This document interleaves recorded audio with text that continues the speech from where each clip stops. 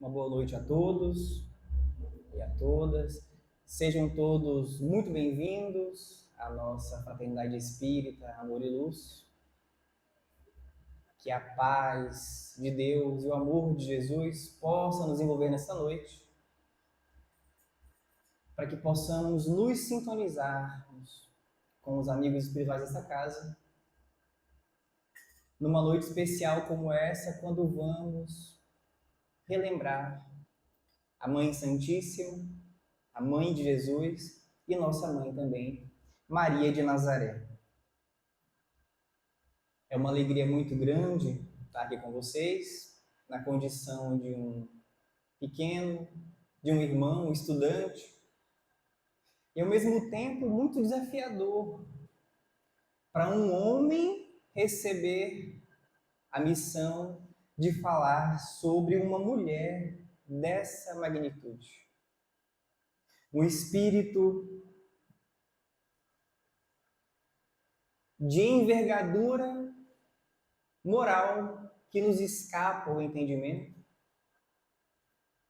Bendita sois vós entre as mulheres, as palavras de Gabriel. Maria, eu penso que representa o ápice do que vem a ser a experiência feminina aqui na Terra. O símbolo mais perfeito da mulher do futuro. Espírito que escapa às nossas tentativas de compreendê-la em plenitude, de alcançar realmente a compreensão plena do que vem a ser sua missão, de modo que para se entender a Mãe de Jesus, só um espírito igual a ela. Mas antes de falarmos de Maria, é importante falarmos de Jesus. Embora nós entendamos que não há consciência humana, nem mesmo entre as mais brilhantes e inteligentes do planeta, capaz de falar de Jesus sem diminuí-lo. Porque, como costumamos dizer, Jesus para nós é um oceano. E nós ainda estamos na praia, ali na água rasa. Ainda há muita profundidade no que o Cristo oferece para nós. Então, por isso, buscamos ver as coisas sob a ótica espírita, amparados pelo conhecimento que traz os Espíritos de Deus, representada ali pela codificação feita por Allan Kardec, mas também amparados no que eu considero como sendo um verdadeiro presente para a humanidade, que são as obras psicografadas por vultos veneráveis que entre nós caminharam pelo fenômeno da mediunidade. E vamos encontrar ali no livro A Caminho da Luz, onde o benfeitor Emmanuel vai nos falar que contam as tradições espirituais que existe um grupo de espíritos puros, eleitos pelo Senhor do Universo. Então, existe essa comunidade de seres perfeitos, de seres puros, eleitos por Deus para coordenarem, para conduzirem a vida no nosso sistema planetário, do qual Jesus é um dos membros divinos. E ao que nos foi dado saber, esse grupo de espíritos angélicos reuniu-se nas proximidades do nosso pequeno orbe em duas ocasiões. A primeira,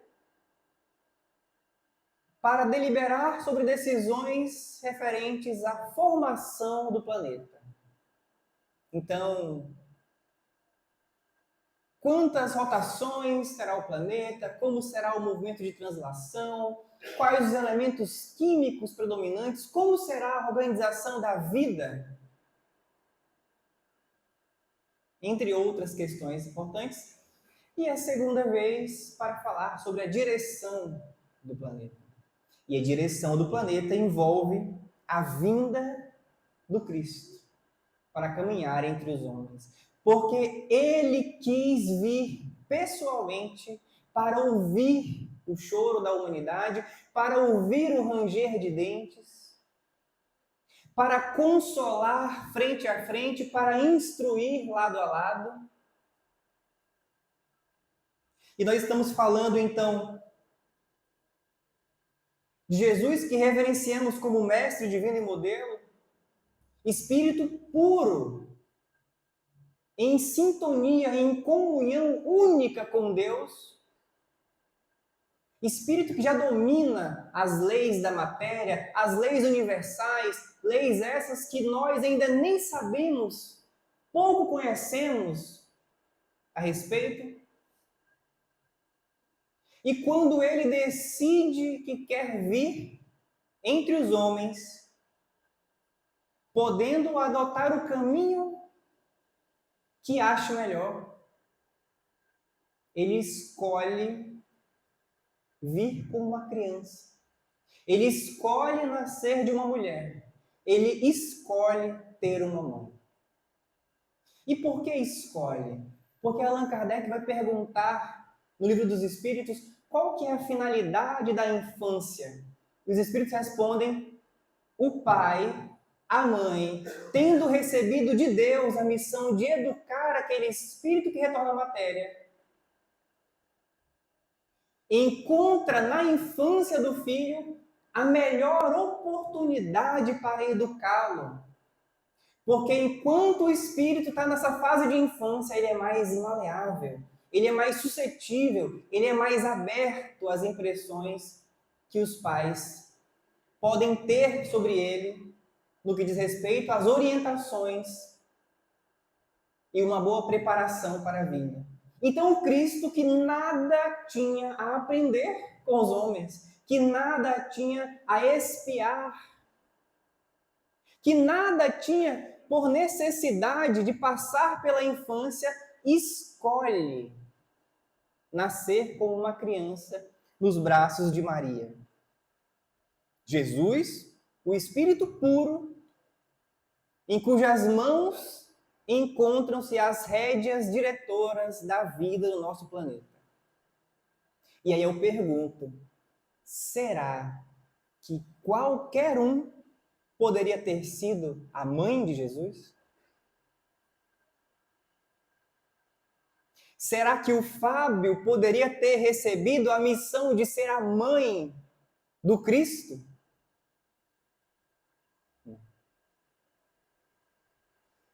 Não, porque mesmo o amor que eu sinto ainda é um amor muito primitivo. Ainda é um amor muito dirigido aos meus, aqueles que são próximos. Então, eu tenho a capacidade de amar o meu filho, mas eu não tenho ainda a capacidade de amar o filho do vizinho na mesma intensidade que eu amo o meu filho. É um amor ainda muito instintivo. Como diz um amigo querido, eu sou incapaz de dividir um pacote de bolacha com o meu irmão. E quando eu divido, ainda é dando aquela última, sabe aquela que sobra, quebrada no pacote? Essa pode ficar. Então, não é qualquer um que estaria apto a missão de tamanha magnitude.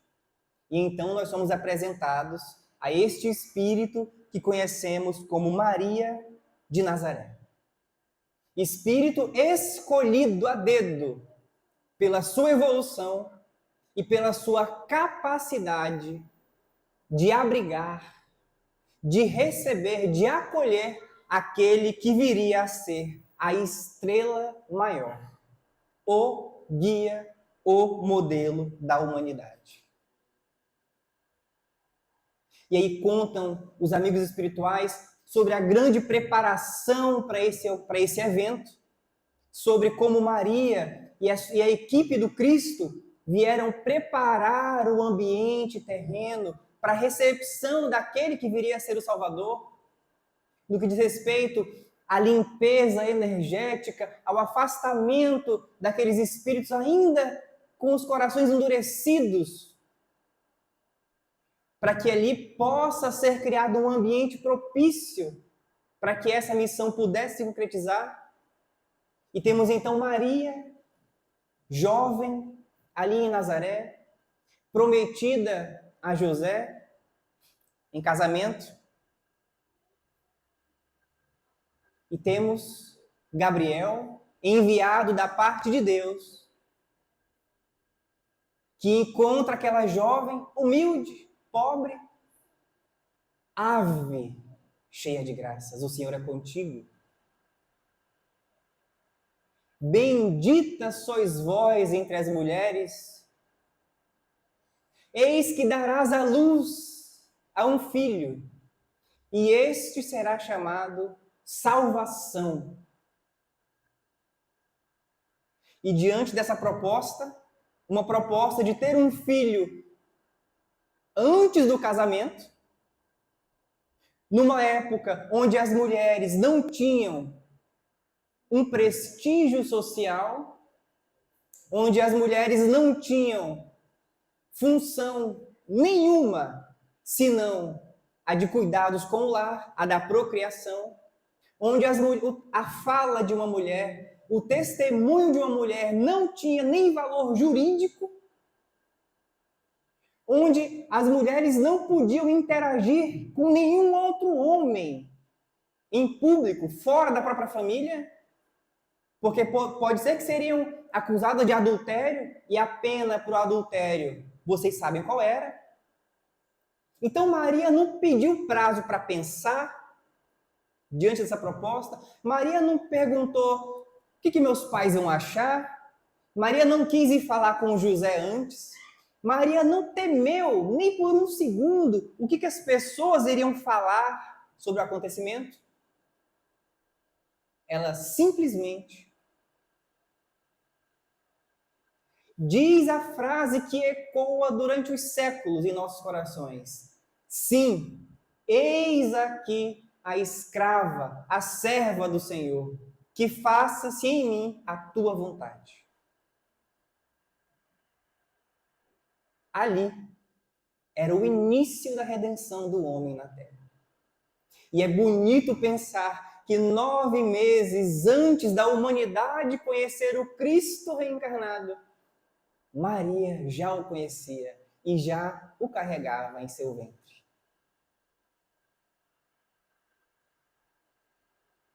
Mas engana-se quem pensa que a missão de Maria limitou-se a gerar um corpo material para o Cristo. Porque Maria cuidou, amou e serviu Jesus com muito devotamento. Como diz aquele belo poema em forma de música, Maria que fez o Cristo falar, Maria que fez Jesus caminhar. Então Maria cuidava de muito próximo, de muito perto do seu filho amado. E Maria também, como que sendo um modelo de maternidade para todas as mães, como sendo para nós um arquétipo do que viria a ser a maternidade, também tinha suas preocupações, também tinha suas angústias. Talvez quem é homem não entenda tão bem o que eu quero dizer, mas quem é mãe sabe do que eu estou falando.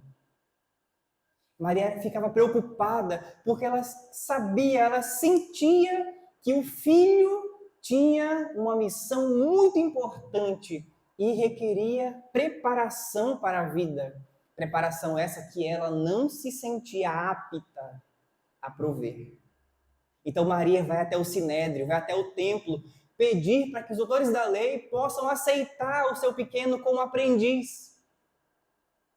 Porque ela julgava que eles teriam a capacidade de prepará-lo para o futuro.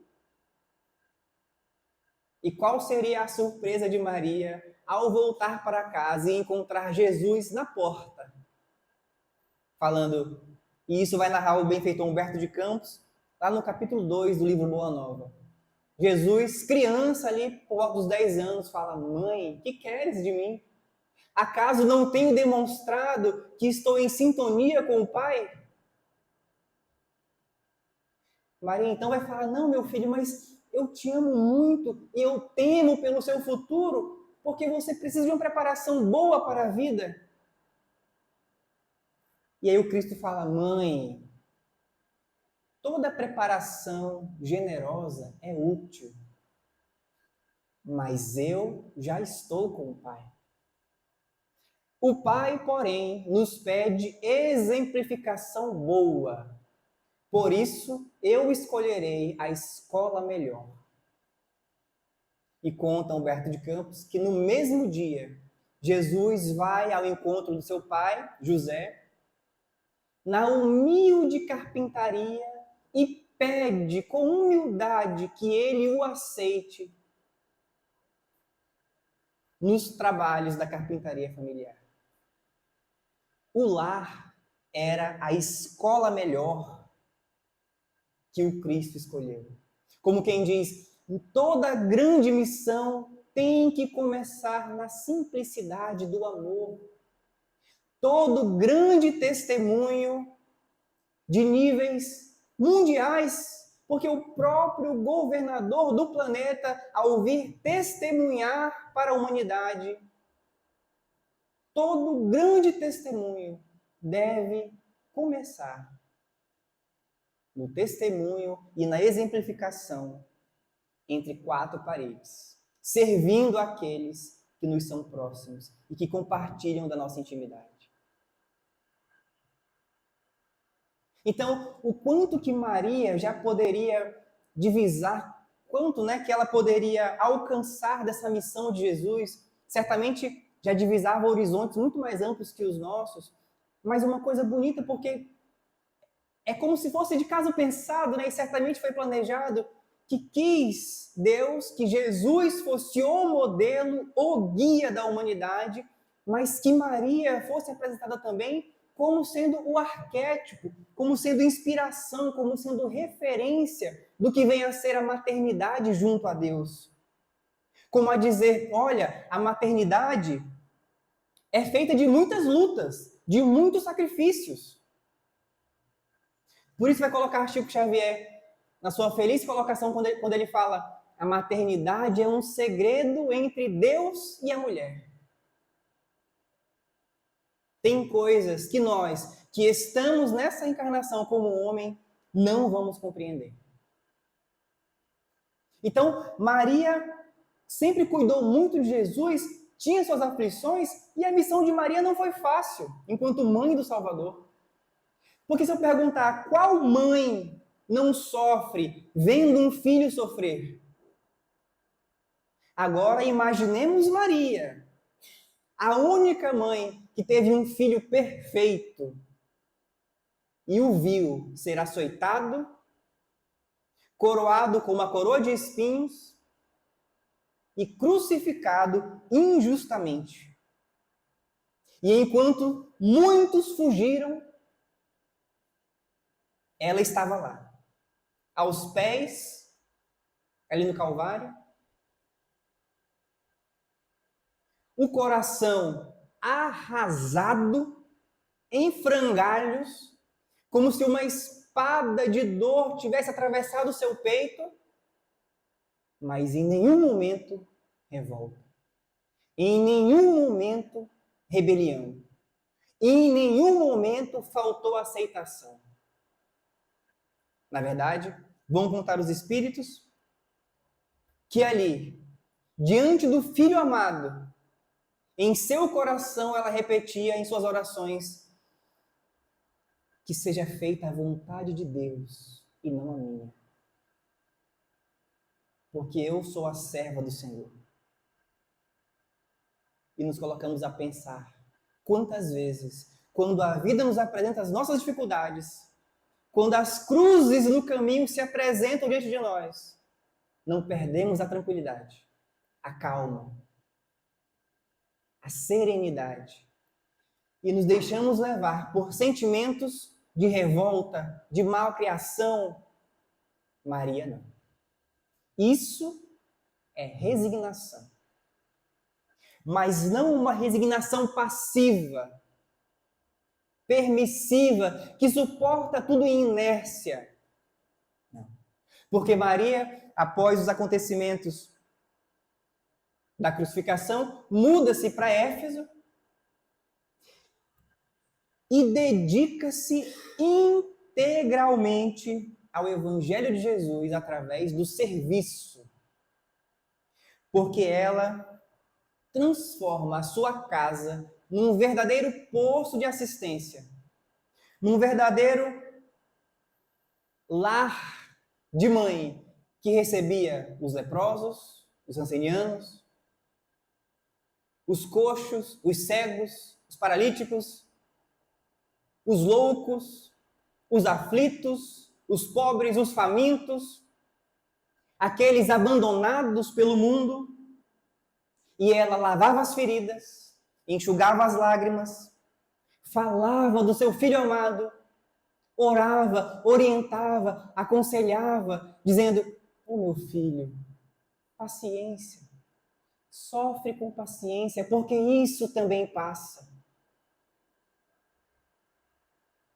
A humilde choupana de Maria, como coloca Humberto de Campos, que eu pessoalmente gosto de pensar que tem muito em comum com esta casa, porque lá não havia luxo nenhum, não havia nenhum utensílio especial, havia serviço, havia amor, amor de mãe. Por isso mesmo que havia se espalhado a notícia de que lá era a casa da Mãe Santíssima. Esse título de Mãe Santíssima, Maria recebeu enquanto ainda era viva, enquanto trabalhava, enquanto cuidava desses filhos sofredores. Até que um dia chega mais um mendigo, pedindo a sua bênção, pedindo acolhimento. Ela então o recebe em seu lar, o alimenta, e estava ali conversando e ela percebe uma coisa diferente. Porque geralmente as pessoas chegam ali para pedir, para solicitar amor, para reclamar conselhos. E dessa vez, aquele andarilho que estava falando para ela, ele é quem falava sobre as belezas e os prêmios que a aguardam no céu pelos eleitos que serviram com humildade e persistência a Deus aqui na terra. E ela sente aquela nostalgia, aquela felicidade. E em dado momento, o mendigo estende as mãos e ela vê as chagas similares às de Jesus, em decorrência da crucificação. Ela então olha para baixo, buscando os pés, e mais uma vez vê as feridas. Busca então no seu lado e vê a ferida feita pela lança. Em um sentimento inenarrável, Maria olha e fala: meu filho amado, o que te fizeram? E num movimento de deitar-se, porque ela queria abraçar os pés do seu Jesus, queria beijar-lhes os pés, o Cristo a segura e ele se ajoelha diante dela. O governador do planeta, espírito responsável por conduzir todo o orbe, em cujas mãos encontram-se as rédeas diretoras da vida, ajoelha-se diante desta mulher e fala: sim, minha mãe, sou eu. Vim buscar-te, porque é da vontade de meu Pai que em meu reino tu sejas a rainha dos anjos.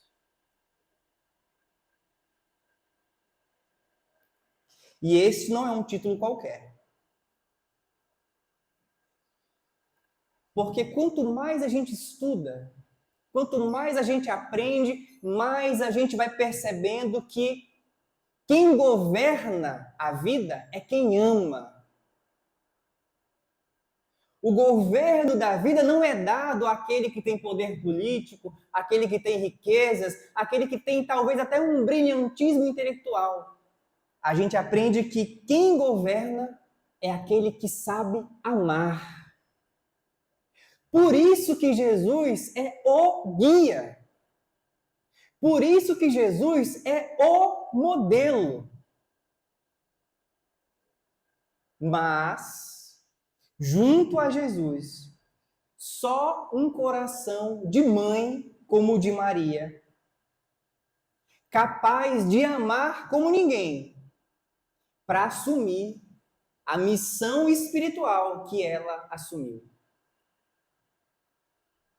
A de acolher, a de amparar, a de reabilitar os irmãos que retornam ao mundo maior na condição de suicidas. E diga-se de passagem, o maior drama do planeta Terra chama-se suicídio. Então, amparar essas pessoas que, pela desesperança, atentaram contra a própria vida. O coração mais aflito e perturbado do planeta, mergulhado em culpa, em remorso, em desespero, é Maria que os acolhe. É Maria que coordena uma legião de espíritos. Por isso mesmo são chamados de a legião dos servos de Maria, que dirigem inúmeras instituições espirituais, hospitais, postos de assistência, dedicados ao acolhimento desses irmãos. Porque é preciso muito amor para lidar com a dor alheia, especialmente da dor daquele que se sente irremediável. E Maria trabalha até hoje para mostrar que o amor vence qualquer abismo. Eu então encaminho para o final, pedindo permissão para ler para vocês um poema que vai falar sobre o encontro de Maria com Judas. Porque, como vocês sabem, Judas, após ter sido o pivô dos acontecimentos que culminaram na crucificação de Jesus, não suportando a culpa, o remorso, escapa da terra pelas vias do suicídio. E conta, então, o Espírito Maria Dolores, lá no livro Momentos de Ouro, sobre o encontro divino dessa mãe que vai ao encontro do filho. Então diz Maria: depois de muito tempo, sobre os quadros sombrios do Calvário, Judas, cego no além, errava, solitário. Era triste a paisagem, o céu era nevoento, cansado de remorso e sofrimento, sentara-se a chorar. Nisso, nobre mulher de planos superiores, nimbada de celestes esplendores, que ele não conseguia divisar, chega e afaga a cabeça do infeliz, em seguida, num tom de carinho profundo, quase que em oração, ela lhe diz: meu filho, por que choras? Acaso não sabeis? Replica o interpelado, claramente agressivo. Sou um morto e estou vivo. Matei-me e novamente estou de pé. Sem consolo, sem lar, sem amor, sem fé. Não ouvistes falar em Judas, o traidor? Sou eu, que aniquilei a vida do Senhor. A princípio, julguei poder fazê-lo rei, mas apenas lhe impus sacrifício, martírio, sangue e cruz. E em flagelo e aflição eis que a minha vida agora se reduz. Afastai-vos de mim, deixai-me padecer neste inferno sem fim. Nada me pergunteis, retirai-vos, Senhora. Nada sabeis da mágoa que me agita, nunca penetrareis a minha dor infinita. O assunto que lastimo é unicamente meu. No entanto, a dama calma respondeu: meu filho, sei que sofres, sei que lutas, sei a dor que te causa o remorso que escutas. Venho apenas falar-te que Deus é sempre amor em toda parte. E acrescentou serena: a bondade do céu jamais condena. Venho por mãe a ti, buscando um filho amado. Sofre com paciência a dor e a prova, terás em breve uma existência nova. Não te sintas sozinho ou desprezado. Judas interrompeu-a e bradou rude e pasmo: mãe, não me venhas aqui com mentiras e sarcasmo. Depois de me enforcar num galho de figueira, para acordar na dor, sem mais poder fugir à vida verdadeira, fui procurar consolo e força de viver ao pé da pobre mãe que me forjara o ser. Ela me viu chorando, escutou meus lamentos, mas teve medo dos meus sofrimentos. Expulsou-me a esconjuros, chamou-me monstro por sinal, disse que eu era unicamente espírito do mal. Intimou-me a terrível retrocesso, mandando que apressasse o meu regresso para a zona infernal, de onde, por certo, eu vinha. Ah, detesto lembrar a horrível mãe que eu tinha. Não me faleis de mãe, não me faleis de amor. Sou apenas um monstro sofredor. Ainda assim, disse a dama docemente, por mais que me recuses, não me altero. Amo-te, filho meu, amo-te e quero ver-te de novo a vida maravilhosamente revestida de paz e luz, de fé e elevação. Virás comigo à terra, perderás pouco a pouco o ânimo violento, terás o coração nas águas de bendito esquecimento, numa nova existência de esperança. Levar-te-ei comigo a remansoso abrigo, dar-te-ei outra mãe. Pensa, descansa. E Judas, nesse instante, como quem olvidasse a própria dor gigante, ou como quem se desgarra de pesadelo atroz, perguntou: quem sois vós? Que me falais assim, sabendo-me um traidor? Sois divina mulher, irradiando amor? Ou um anjo celestial de quem pressinto a luz? No entanto, ela, a fitá-lo frente a frente, respondeu simplesmente: meu filho, eu sou Maria, sou a mãe de Jesus.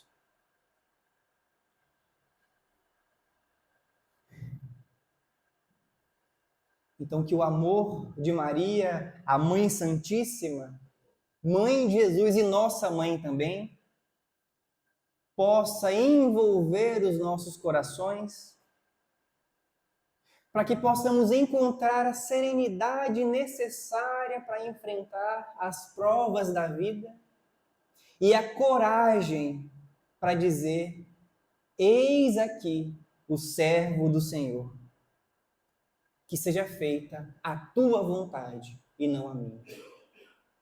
Com a certeza de que não somos órfãos, somos todos filhos do Pai Criador, irmãos de Jesus Salvador e, pela graça de Deus, filhos de Maria, a Mãe Santíssima. Agradeço a atenção de todos, uma boa noite. Obrigado.